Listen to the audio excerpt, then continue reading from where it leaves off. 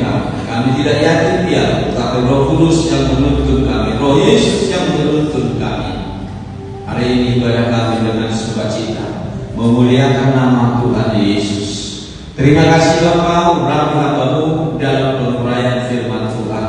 Kuasai dengan kuasa Roh Kudus sehingga firman berjalan dengan rencananya Tuhan.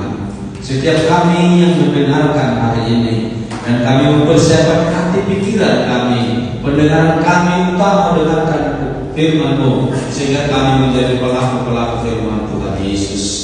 Segala sesuatu yang mencoba mengganggu dalamnya firman-Mu, mana iblis ingin mencuri sukacita kami, dan kami serahkan menolak makanan di dalam nama Yesus. Kuasa iblis kegelapan keluar dari tempat ini, dan kami menikmati firman dengan sukacita. Terpujilah Engkau Tuhan Yesus. Terima kasih Bapa, berfirmanlah Engkau, kami siap menerima. Di dalam nama Yesus kami berdoa. Haleluya. Kita katakan amin. Waktu dia naik itu, tiba-tiba mendengar dua orang yang berpakaian putih dekat mereka dan berkata kepada mereka, "Hai orang-orang Galilea, mengapa kamu berdiri melihat kami? Yesus ini yang berangkat ke sorga meninggalkan kamu akan dapat kembali dengan cara yang sama seperti kamu melihat dia naik ke sorga." Terima kasih, kami persilakan dulu. Yesus itu ada naik ke sorga. Apa kamu yakin Yesus itu hidup? Saudara dan saya dengan iman kepada Yesus, di mana kubur kosong membuktikan dia hidup.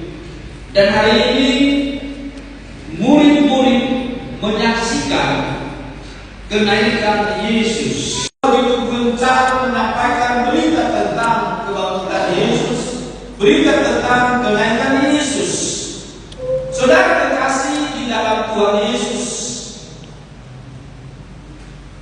Yesus berkata kepada murid-muridnya, sebelum dia naik, kamu dapat tinggalkan Yerusalem. Sebelum kamu diperlengkapi dengan kuasa Roh Kudus, sehingga saudara dimenangkan dengan kuasa Roh Kudus. Kenaikan Yesus ke surga adalah sebuah peristiwa penting dalam sejarah keselamatan umat manusia.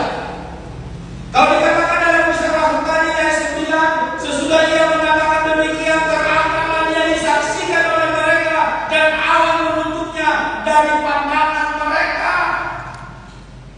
Ada saksi melihat Yesus itu naik terangkat ke surga.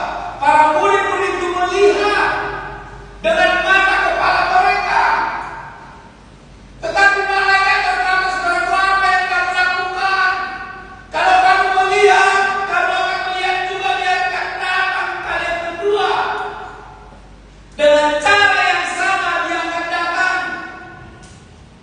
Apa makna kenaikan Yesus? Kita ambil Yohanes 14 ayat 2 dan 3.